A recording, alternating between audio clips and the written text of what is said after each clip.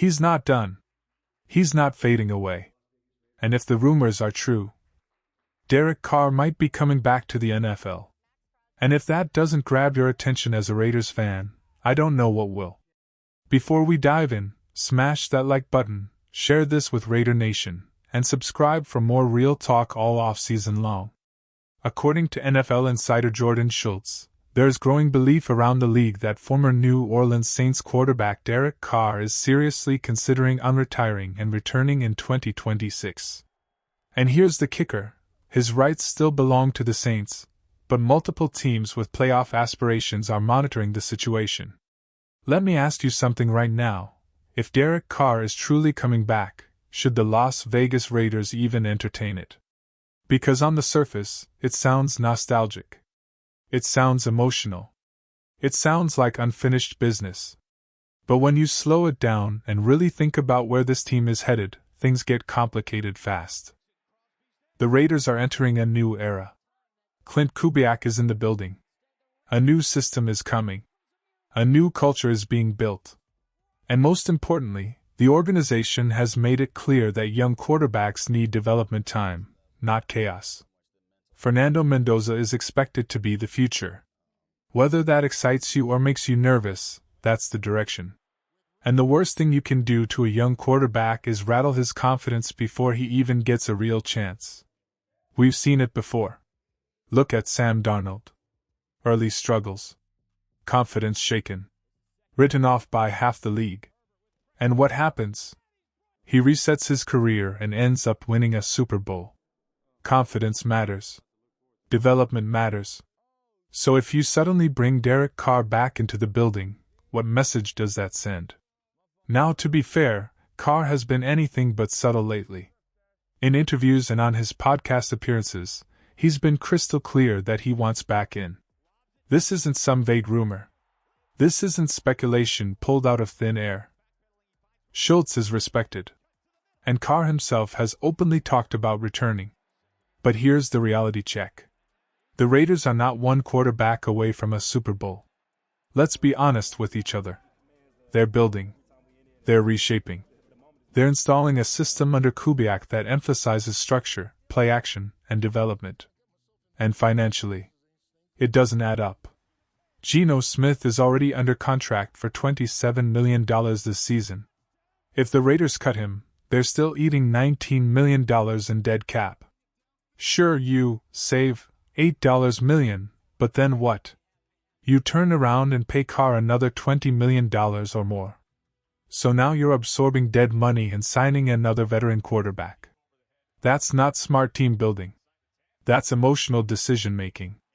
And let's flip it from Carr's perspective. He wants to join a contender. But how many true contenders are actually quarterback needy? The Vikings could be interesting. Maybe the Colts, depending on how their situation unfolds. But the list is short. For the Raiders, bringing Carr back feels like reopening a chapter that already closed. Would it generate headlines? Absolutely. Would it create buzz? No doubt. But does it push the franchise forward long term? That's where I struggle. Now I'll throw this out to you. Question of the day: if Derek Carr officially announces he's returning, should the Raiders make the call, or move on for good? Drop your answer in the comments. Alright, let's pivot to the NFL Combine because things just got very interesting for the Raiders' defensive line plans. Last year, while everyone was hyping up Mason Graham, there was another name quietly sitting in the shadows: Caleb Banks. And some people weren't buying the mainstream hype around Graham at all. The tape didn't scream elite to them. It didn't look like Jalen Carter. It didn't look like Khalid Akansi. It didn't look like Christian Barmore when he came out. But Caleb Banks. Different story. He didn't declare last year. He went back to school. Unfortunately, he broke his foot early this season and missed significant time. That injury muted the buzz around him. But when you actually watch his previous tape, it's explosive. And then he showed up at the Combine and blew the doors off. 6 feet 6 inches, 327 pounds, 35-inch arms. Wingspan in the 99th percentile, the longest for a defensive tackle at the Combine since 1999. Let that sink in. Height in the 98th percentile. Hand size in the 94th percentile. Arm length in the 94th percentile. Those are rare numbers.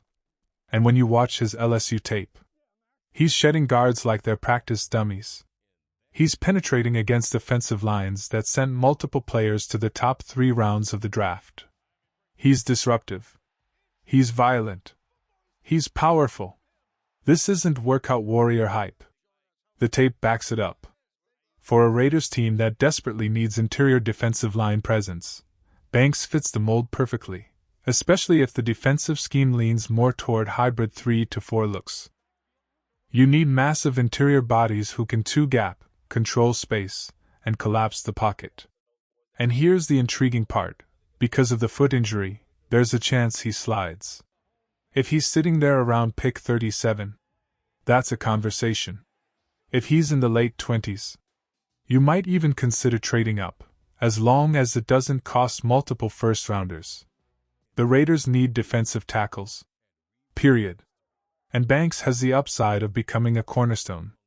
Now there's another wrinkle in all of this. Reports suggest the Chicago Bears could be open to moving certain players, including defensive lineman Javon Dexter. Dexter fits the size profile too. 6 feet 5 inches, long frame, capable of operating inside in heavier fronts. If you're shifting schemes, those are the types of bodies you need. The Raiders don't currently have that type of interior size.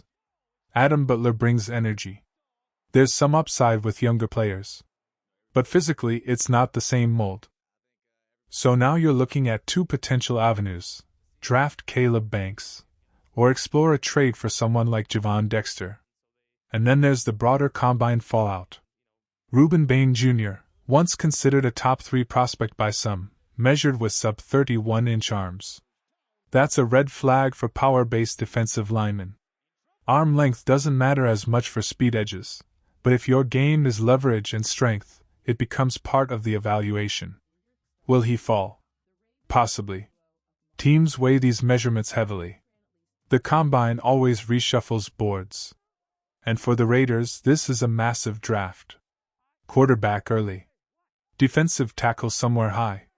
That feels like the blueprint. Now let's bring it back to the trenches, but this time on offense. There's an interesting discussion around Dylan Parham and how he fits under Clint Kubiak's system. Zone-heavy run schemes require mobility, quickness, reach-blocking ability. That's Parham's strength. Last year wasn't his best season. Coaching changes. Injuries. Instability across the line. All of it played a role. But in a wide-zone system, he makes sense. The catch: he's a free agent. So now you have to weigh cost versus fit. If you can bring him back on a short-term, low-guarantee deal, that's attractive. But if he's commanding significant money, do you pivot to a higher-tier veteran instead? The Raiders already have heavy draft investment on that offensive line. Multiple third-rounders. A first-round tackle. Young contracts everywhere. And if beat reporters are correct in suggesting the Raiders might not prioritize offensive linemen in this draft, that means internal development becomes even more critical. So here's the bigger picture. This offseason is about structure. It's about not panicking. It's about building something sustainable instead of chasing headlines. Bringing Derek Carr back would feel dramatic. Drafting Caleb Banks could be transformative. Re-signing Dylan Parham might quietly stabilize the offense. Every decision connects.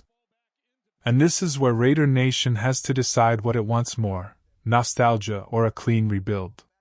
Splash moves or strategic patience. Because the 2026 Raiders won't be defined by one rumor. They'll be defined by whether this front office sticks to a plan. Drop your thoughts below. Would you roll with the youth movement, or are you tempted by a reunion? One thing's for sure, this offseason is going to shape the next 5 years of Raiders football. And it's only just getting started.